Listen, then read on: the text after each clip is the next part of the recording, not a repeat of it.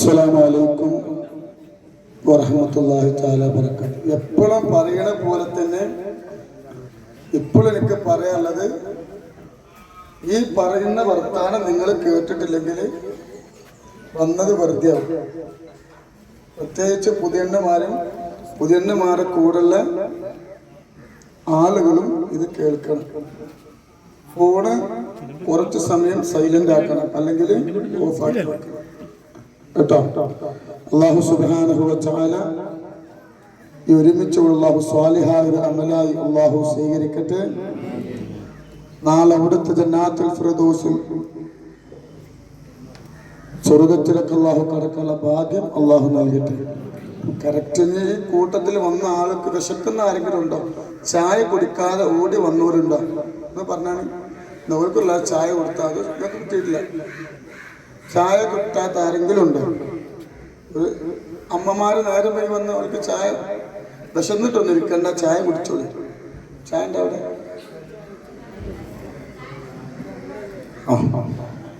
ഇൻഷാ അല്ലാഹ് അല്ലാഹുവിന്റെ ഹബീബായ മുത്തുനബി സല്ലല്ലാഹു അലൈഹി വസല്ലമ തങ്ങളെ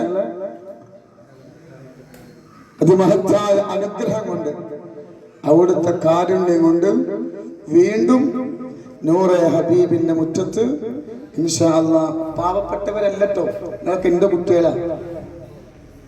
നിങ്ങളൊന്നും പാപ്പില്ലാത്തവരും ഒരു ഗതിയില്ലാത്ത കുട്ടികളല്ല. ആമുഖമായിക്കൊണ്ട് അതാ പറയണത്, മനസ്സിലായോ? ഞങ്ങളൊരു പാവപ്പെട്ടവരാണ്. ഞങ്ങൾ അച്ഛനൊരു ഗതിയില്ലാത്തോണ്ടല്ലേ. അത് നിങ്ങൾ മറന്നു. അപ്പോ എന്റെ മുന്നിലിരിക്കുന്ന എന്റെ പെങ്ങന്മാരോട് ആമുഖമായിട്ട് എനിക്ക് പറയാനുള്ളത്, നിങ്ങൾ വാപ്പല്ലാത്ത, അതല്ലെങ്കിൽ നിങ്ങളെ വാപ്പാനെ കൊണ്ട് കൊടുക്കാൻ കഴിയാത്തത് കൊണ്ടല്ല. നിങ്ങളെ അച്ഛനും നിങ്ങളെ വാപ്പയൊക്കെ എന്നോട് വന്ന് പൈസ വായ്പ വെച്ചിരിക്കുകയാണ്. അപ്പൊ അത് കൊടുക്കുമ്പോ വെച്ച് മക്കളുണ്ടെന്ന് അറിയണ്ടേ, വേണ്ട കാണണ്ടേ, പറയും. അപ്പൊ അതുകൊണ്ട് തങ്ങൾപ്പാന്റെ കുട്ടികൾ ഒരിക്കലും സങ്കടപ്പെടരുത്. എന്ത്, നിങ്ങൾക്ക് ആരും ഇല്ലായിട്ടല്ലേ നിങ്ങൾ ഇമ്മറപ്പടിയിൽ വന്നത് എന്ന് നിങ്ങൾ ചിന്തിക്കോ? ചിന്തിക്കരുത് കേട്ടോ. അല്ലാഹു സുബ്ഹാനഹു വ തആല അങ്ങനത്തെ കൽപ്പ് നിങ്ങൾക്ക് തരാതിരിക്കട്ടെ. തങ്ങൾപ്പാന്റെ കുട്ടികളാണ് നിങ്ങൾ, അതുകൊണ്ടാണ് നിങ്ങൾ അങ്ങോട്ട് വിളിച്ചത്. മനസ്സിലായോ?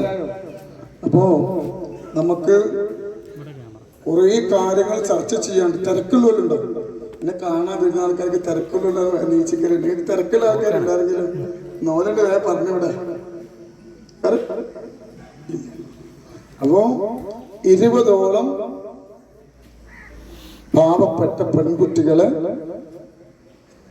21 നമ്മൾ തെരഞ്ഞെടുത്തു. അതില് കുറെ ആളുകൾ നമ്മൾ ഫോണ് വിളിച്ചു, കിട്ടാത്തവരുണ്ട്, സമയത്തിന് പറഞ്ഞത് വരാത്തവരുണ്ട്, അങ്ങനെ കുറെ വേറെ ഉണ്ട്. ഇൻഷാ അല്ലാഹ് എത്ര ആൾക്കാർ വന്നവിടെ? 16-17 കുട്ടികൾ എത്തിയിട്ടുണ്ട്.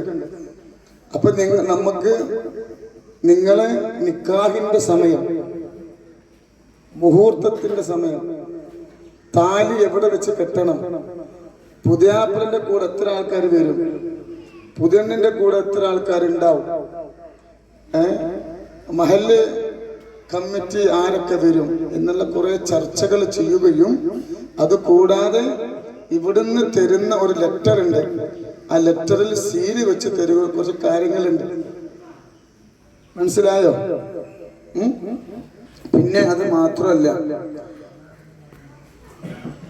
ഈ ഒരുപാട് ജീവകാരുണ്യ പ്രവർത്തനങ്ങൾ നമ്മൾ ചെയ്തിട്ടുണ്ട്. അതിൽ നമുക്ക് എണ്ണി പറയാൻ ഒരുപാടുണ്ട്. അതൊക്കെ പരസ്യമാണ്, രഹസ്യമല്ല. 50 പെൺകുട്ടികളെ 50 പെൺകുട്ടികൾ ഇന്നും ഭർത്താക്കന്മാരെ കൂടെ വളരെ സന്തോഷത്തോടെ കഴിയുന്നുണ്ട്. അത് അല്ലാഹു നമുക്ക് തന്നൊരു നിഅമത്താണ്. കഴിഞ്ഞ 2 മാസങ്ങൾക്ക് മുമ്പ് ഒരു ഗർഭിണിയായ പെണ്ണ് എൻ്റെ അടുത്ത് വന്നിട്ട്, തങ്ങൾപ്പാപ്പ നമുക്ക് സുഖമല്ലേ ചോദിച്ചു. സുഖമാണ് പറഞ്ഞു. എന്നോട് പറഞ്ഞു, ഞാൻ ഗർഭിണിയാണ് 5 മാസം. അപ്പൊ ഞാൻ വിചാരിച്ചു ചികിത്സക്ക് വന്ന ആരെങ്കിലും ആയിരിക്കും. എന്നോട് പറയാ, എനിക്ക് ആരുമില്ല, ഈ വീട്ടിന്റെ മുറ്റത്ത് വെച്ചിട്ടാണ് എന്നെ നിക്കാഹ് നടന്നത്. ഞാൻ ഗർഭിണിയാണ്, സന്തോഷ തങ്ങളെ സന്തോഷം പറയാൻ വേണ്ടി നിങ്ങളത്ത് വന്നതാണ്. അത് കേട്ടപ്പോൾ വല്ലാത്തൊരു എന്നോട് പറയാൻ എപ്പോഴും തോണ്ടാവും. ആ കുട്ടി പറയാൻ എൻ്റെ വയറ്റിൽ കിടക്കുന്ന കുട്ടി ജനിച്ചാലും ഇമ്മാക്ക് സ്വർണം തന്ന് വാപ്പാനെ സമ്മാനിച്ച തങ്ങൾ പാപ്പാട് മക്കളോട് പറഞ്ഞു ദ്വാരിക്കും. ഞാൻ പറഞ്ഞു എനിക്കല്ല ദ്വാരിക്കണ്ടേ, നൂറെ ഹബീബിന്റെ മുത്തമണികളുണ്ട്. ഒരുപാട് അനുഭവങ്ങളുണ്ട്. ഒരുപാട് വീട് നമ്മൾ വെച്ചു കൊടുത്തു, കോടികൾ ചെലവഴിച്ചിട്ട്. ഭർത്താക്കന്മാര് കൂടെ കിടക്കുമ്പോ അറ്റാക്ക് വന്നിട്ടും അപകടത്തിലൊക്കെ മരിച്ചുപോയ പാവപ്പെട്ട ചെറിയ പൈത മക്കള്. മണലടി, എനിക്ക് ഓർമ്മയുണ്ട്, എൻ്റെ നാടാണ് മണലടി. ആ മണലിൽ നിന്ന് മഹല്ല് കമ്മിറ്റി വന്നു. ഏത് സങ്കടത്തോടെ 2 വർഷമായി തോന്നുന്നു. ഭാര്യയും ഭർത്താവും കടന്നുറങ്ങാൻ, ഭാര്യ 5 മാസം ഗർഭിണിയാണ്. പെട്ടെന്ന് അറ്റാക്ക് വന്ന ഒരു ഭാഗം തളർന്ന് ആശുപത്രി കൊണ്ടുപോയി 2 ദിവസം കൊണ്ട് ഈ ലോകത്തോട് ഇവിടെ പറഞ്ഞു. ഇരിക്കാൻ പേരല്ല ആ കമ്മിറ്റി ഇവിടെ വന്നത്. നമ്മൾ വീട് വെച്ചു കൊടുത്തു, സ്ഥലം വാങ്ങിക്കൊടുത്തു. സ്ഥലം വാങ്ങി വീട് വെച്ചു കൊടുത്തു. എൻ്റെ നാടിൻ്റെ അടുത്താണ് അബ്ബാസ്. മക്കൾക്ക് വേണ്ടി മഹീഷത്തിന് വേണ്ടി പോയി. അങ്ങനെ ഒരു അപകടത്തിൽ വിട്ട് മരണപ്പെട്ടു. വീടില് കോട്ടോപ്പാടം എൻ്റെ അടുത്താണ്. മക്കൾക്ക് വേണ്ടി മഹീഷത്തിന് വേണ്ടി ഭർത്താവ് ജോലിക്ക് പോയി. തിരിച്ചു വരുമ്പോൾ വണ്ടി അപകടത്തിൽ മരണപ്പെട്ടു. 3 പിഞ്ചു മക്കൾ.